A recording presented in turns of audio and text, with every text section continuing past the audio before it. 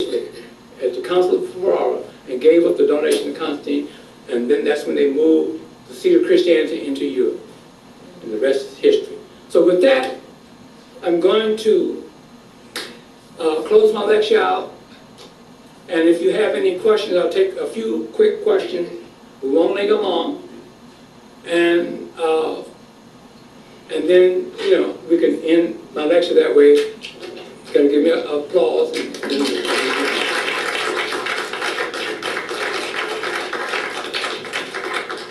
Thank you very much. Are there any questions?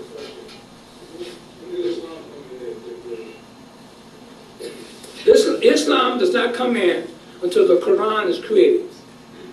And the Quran was created by Jews. They began to they began to write and create the book that we know today as the Quran. They began to write that book in 1870 in Syria. Okay? If you're not listening, 1870 in Syria. Jewish scholars from France began to create that book. It was an alliance, Israelite Universal of Paris, France, sending a group of rabbis and scholars and writers into Syria. Because during that time, they had Monophysitism. I'm sorry, Mohammedanism. I'm getting a little tired. They're having Mohammedanism then. Okay, it's in my book. But to get to the Islam part, always remember, Islam is a religion based upon a book called the Quran. The Quran and the religion called Islam was created by Jews. They created that religion by creating what is known as the Quran. Okay, 1870. It took them, when they began to write and create this book that we know today as the Quran, and it took them 49 years, okay, to complete that book called the Quran. And in 1919, the Arabs accepted that book. In 1919 now, after World War I. World War I was from 1914 to 1918. In 1919, the Arab world accepted what is known as the Quran. And they had, guess when they had the first meeting in Islam's history? 1926. It's in the book. I'm the only one that's bringing it up. So the Crusades was at war between the Muslims and the First Crusade was between the Muslims and Christians? No. That's what tradition says that. History doesn't say that. See, history says that these crusaders came over there. They weren't interested in saving no Christianity. Okay, they wanted land over there.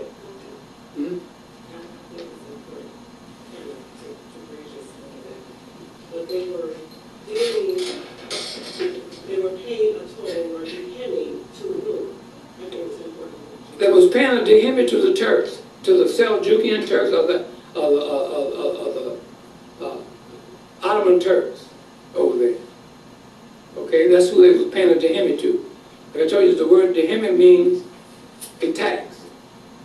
And then those later years, those Knights Templars became dehemi bankers.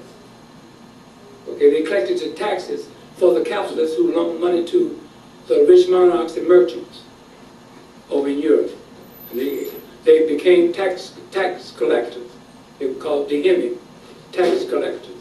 And Jesse Jackson called them Hymies. Okay? And you see, you spell dehemi, D-H-I-M-M-I. Okay? If you take the D away, and you put, in place of the I, you put Y in there, still I and Y is the same, interchangeable. You got Hymies. Okay? So, that's how the Quran came about. Without the Quran, you have no Islam. And the Jews wrote the Quran and created the religion called Islam by creating the Quran. And that Quran, it took them 49 years to complete, accepted by the Arab world in 1919 in Cairo, Egypt.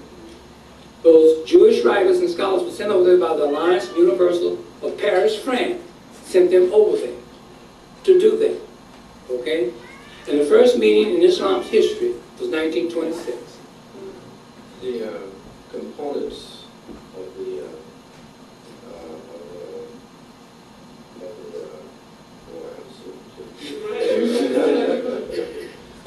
components of the book, the Muslim book, the components of it, what makes it up? Well, you got surahs in there. Okay?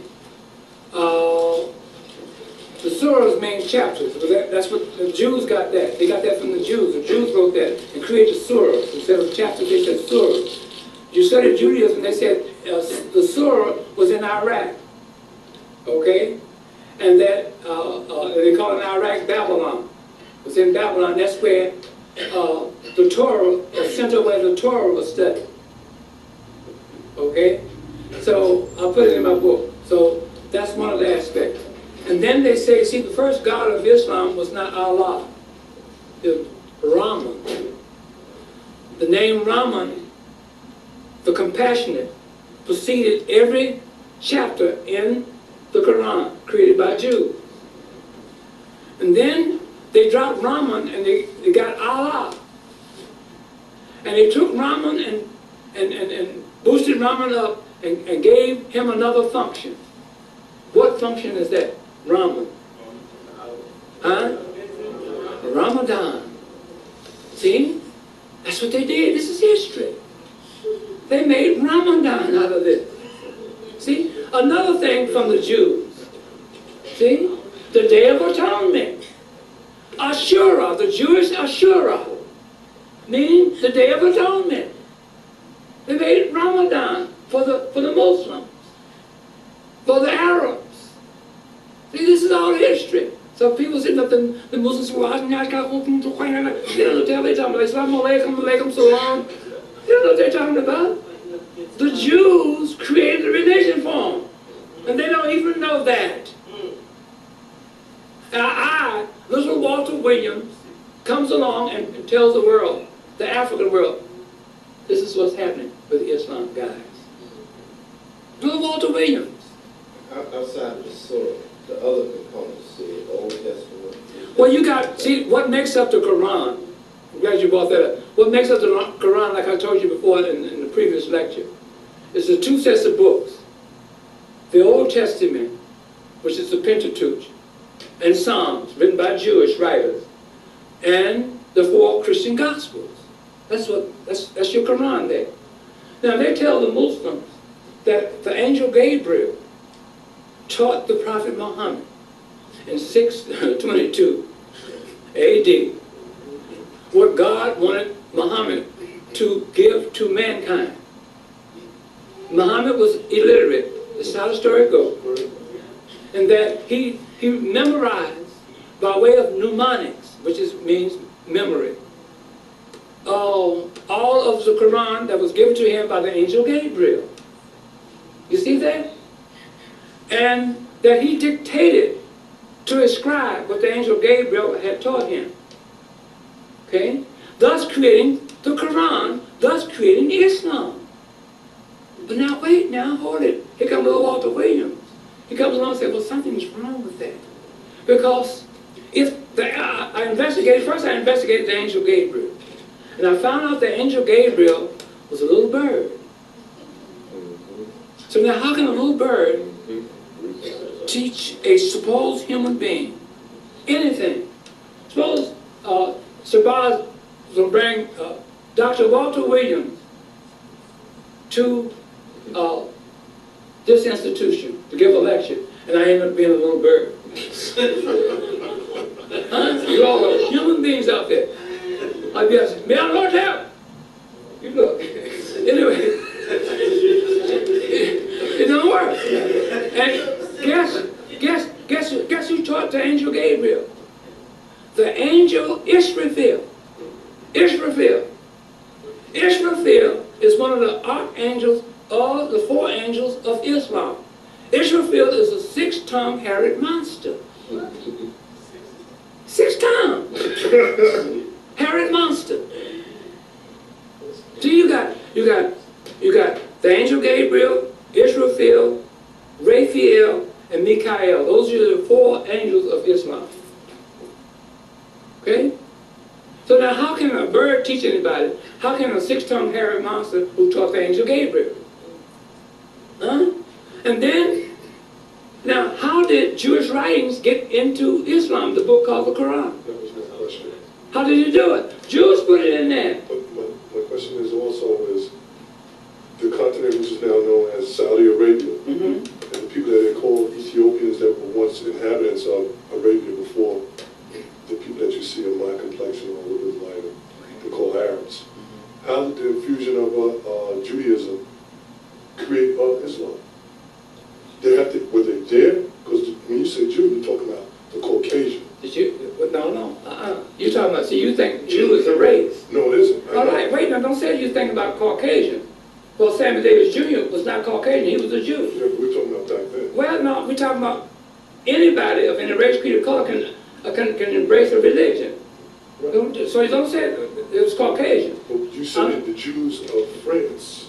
Sent a group Right. into Syria for the sole purpose of creating literature known today as the Quran for the Mohammedan world, for the Arab world. That's how it happened. It was just like, okay, you take, you heard of the Falashas? Right. Okay, The Kushim? let's deal with the Falashas. Okay. The Falashas of Ethiopia, is that correct? Correct. It was that same group, the Alliance, Israelite, Universal of Paris, France, sending Joseph Halevi into Ethiopia to create what is known today in history as the Falasha Jews. They did that. No one is telling you this, but they did that. Okay? So in 1867, Joseph Halevi came into Ethiopia. The next time I'll come, I'll elaborate on that. Okay? So now he could have the same Alliance, Israelite, Universal of Paris, France, sending a group of writers, rabbis, and scholars over there in Syria to create literature for the Mohammedan Arabs. Because Judaism already had published their literature in 1475. The Christians had their literature printed in 1516 in the Nova Mental. But the Mohammedan world had no literature. It was also the Ottoman Empire that actually spread Islam. It's not, the Ottoman Empire did not spread Islam, they spread Mohammedanism. Okay. That's what they spread, not Islam. Okay. See, Islam is a religion based upon a book called the Quran. Without the Quran, you have no Islam. And I said before that before the book of the Quran was created, you had Mohammedanism. So the Ottoman Turks, beginning in 1300, and they began to enforce in the spread of Mohammedanism. See, the life and biography of Muhammad came from one man, an African out of Spain. It's in my book. His name was Sheikh Al-Akbar Muhammad Ivan Ali, a.k.a. as Ivan al-Arabi, alias Muhammad. See that? Now, they took his life and biography and made the Prophet Muhammad of Islam from that. Okay? He died. He was born in Spain in 1165. And he died in 1240 in Africa. And his followers and disciples began to spread his